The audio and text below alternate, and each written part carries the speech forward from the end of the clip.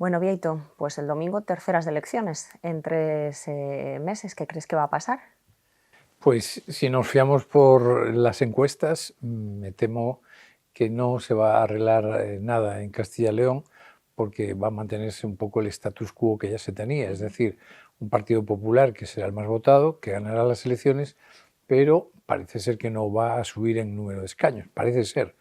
Está Vox en su línea ascendente, pero también parece ser que no está dispuesta a dar estabilidad a los gobiernos donde el Partido Popular es mayoritario, y un PSOE que parece que en esta ocasión podría sacar un resultado bastante aceptable, incluso mantener o bajar uno o dos o mantenerse. En todo caso, para la expectativa que están teniendo en otros lugares, no parece un mal resultado. Con lo cual, si esto es así, ha sido una convocatoria un poco estéril. Bueno, desde luego la primera noticia me parece que 39 años después, y esto dice muy poco en favor del PSOE, no haya ninguna opción, ningún viso de cambio. Como tú decías, todo parece indicar que el PP va a ganar las elecciones y que necesitará a Vox, y que la derecha, que parte de un 49% de intención de voto, de voto en Sí. 2022, pues a ver hasta qué cifra, hasta qué porcentaje se eleva en estas elecciones, porque si en Extremadura fue un 60, en Aragón un 52, yo doy por hecho que crecerá, que aumentará esa ola de cambio, Sí, que hay, yo sí. digo, y que evidentemente tendrá réplica y tendrá repercusión en Ferraz, por mucho que allí quieran hacer como que no oyen, no ven y no dirán Y no nada. opinan. Y no opinan. Exactamente. No, a tenor de las encuestas, la derecha, la suma de la derecha podría llegar a superar el 52%, también en Castilla y León. Con lo cual, y estoy de acuerdo contigo, después de tantos años gobernando la derecha en Castilla y León, el Partido Socialista parece no tener ninguna posibilidad. Pero aquí el problema sigue siendo el que tantas veces hemos abordado en estos comentarios semanales, y es la pena que da que Partido Popular y Vox no logren un acuerdo para darle estabilidad a los gobiernos autonómicos y, por otra parte, para resolver los problemas de los ciudadanos, ¿no? Hay mucha gente que está esperando que haya estabilidad en los gobiernos autonómicos y, andando el tiempo, que haya también una alternativa democrática a lo que ahora mismo es el gobierno de Sánchez. Pero Vox parece que no está dispuesto a llegar a acuerdos con el Partido Bueno, Popular. vamos a ver, de momento el domingo en realidad no acaba nada, empieza un nuevo capítulo porque como no se espera una mayoría absoluta, pues los gobiernos como en Extremadura y como en Aragón se decidirán en los despachos. Es verdad que Vox estaba esperando a que pasaran estas elecciones y yo tengo la esperanza de que sirvan para abrir la lata. Desde luego en Extremadura es que ya ha empezado la cuenta atrás, tienen ya menos de 2 meses para ponerse de acuerdo o habrá que ir a una repetición electoral, y a mí no me parecería muy inteligente abocar a los extremeños a votar Además, nuevamente. en una comunidad, la extremeña, donde el Partido Popular alcanzó el 46% o el 44%, me parece, no recuerdo, Sí, 44, 46, vamos, el 44, pongamos la parte de la franja más baja. Pero es que con el 44% de los votos, no gobernar es una cosa muy extraña, ¿no? Y también no tener esa sensibilidad de cederle al que gana, esa sensibilidad democrática, esa cultura de la democracia que curiosamente en España no se está dando y que a mí me parece muy inquietante, que es no reconocer al que gana las elecciones.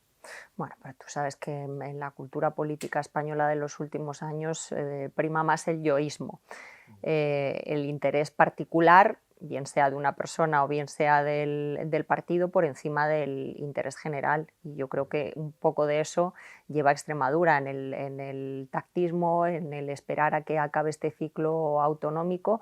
Confiemos que solo en el autonómico, porque como vayamos a estar así hasta las elecciones generales, que no van a ser antes del verano del No, año yo, 2027, yo pues siempre largo dije me lo yo fías. siempre mantuve que no, que él convocaría las elecciones, Pedro Sánchez, el último día posible y legal.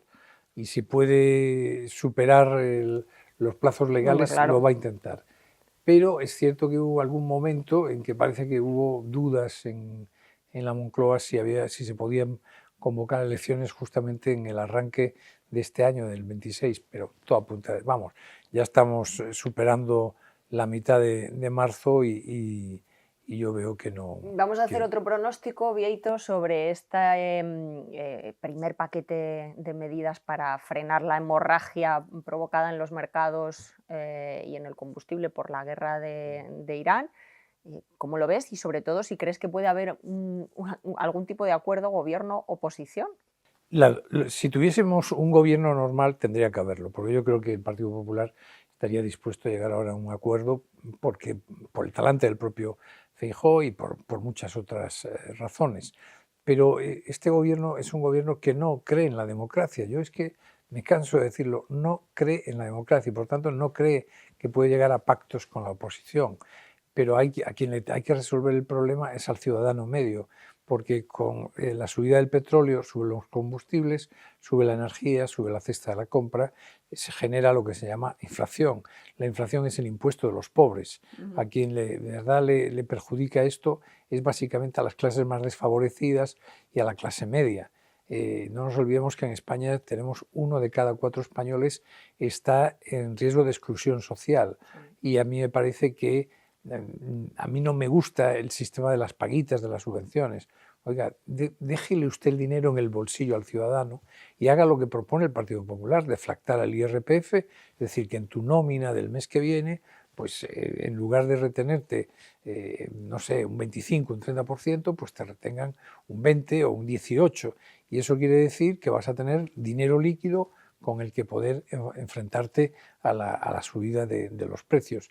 Pero somos en España el único país de la Unión Europea que no ha tomado medidas contra esta situación y lo que me temo yo es que quieran hacer, como siempre, un macro decreto ómnibus donde meter muchas cosas, y como siempre situar al Partido Popular para que tenga que decir que no y hacer la demagogia, no vota el escudo social, no sé qué, o las ayudas sociales, porque en realidad queríamos meter, yo qué sé, un referéndum en el País Vasco. Sí, es que al final lo que dices, Pedro Sánchez no quiere pactos con la oposición, no quiere pactos con el PP, lo que quiere es un culpable de que no los haya y siempre quiere culpar al Partido Popular. No lo hubo con el paquete de medidas después en los primeros meses de la guerra de Ucrania, no lo hubo después con los aranceles que Estados Unidos llegó a poner a la Unión Europea y yo creo que no lo va a haber ahora, pero es que se habla mucho de la lealtad de la oposición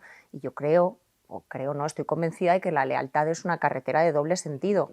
De la misma manera que la oposición tiene que tener, el principal partido de la oposición, que es Alternativa, tiene que ser leal al gobierno en ciertas cosas, también lo tiene que ser el gobierno. Cuando hay una situación así, lo primero que tiene que hacer el presidente del gobierno es llamar al líder de la oposición, claro que sí, con quien, por cierto, tenía una reunión agendada en enero, lo que pasa que fue el día después del accidente de Adamud y ambas partes convinieron en suspenderla, sí, pero no se volvió a convocar. Exacto, en aplazarla. Lo que pasa que lo que en principio era un aplazamiento ahora se ha convertido en una suspensión definitiva y en vez de eso manda Bolaños a hacer una ronda de llamadas por teléfono y así el proceso de degradación. No es serio. El proceso de degradación de la calidad democrática de nuestro país es muy, muy inquietante, porque efectivamente cuando estás en una situación como la que vivimos internacional de guerra y donde España se le pide que participe y participa arrastrando los pies, pero hemos mandado la mejor fragata que tenemos, que es la Cristóbal Colón, al área del conflicto, hombre, resolver esto sin que se debata en el Congreso de los Diputados, sin que la opinión pública española conozca de primera mano argumentos del gobierno y de la oposición, me parece que estamos teniendo una democracia de muy baja calidad. Y sobre todo porque ya parece que normalizamos lo que es absolutamente anormal y además es que en este caso hay serias dudas sobre si realmente no está obligado por la Ley de Defensa Nacional a ello. Fíjate hasta dónde llega este doble juego, este cinismo del gobierno, que el mismo día, el martes, en el último Consejo de Ministros, en que la portavoz estaba proclamando otra vez de no a esta guerra ilegal, el Consejo de Ministros estaba aprobando, diré discretamente, una transferencia de crédito de 1.400 millones de euros al Ministerio de Defensa. para, además, compromisos ineludibles. Y esa es toda la explicación que da, que no digo que no sea necesario, pero, hombre, un poquito de abrir las ventanas, un poquito de transparencia, ¿no? Sería, desde luego, lo exigible. Así que nada, bueno, de momento esperamos a las este domingo elecciones. nos vemos, eso es, en las elecciones, Exacto, en el especial aquí en el debate. del debate, eso es.